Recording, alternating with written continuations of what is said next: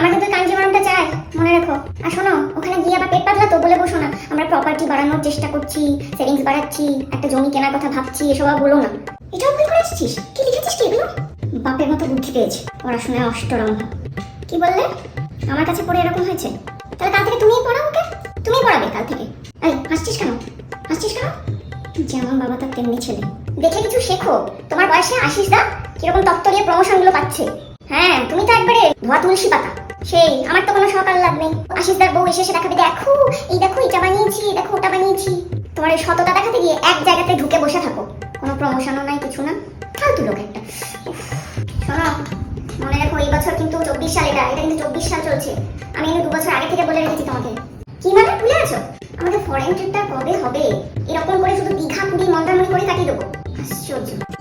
আমার ইচ্ছে করে, হ্যাঁ বেশ সুন্দর মানছি, তাই তুই বিদেশে কখনো ঘুরতেই যাবো না? আশ্চর্য ব্যাপার।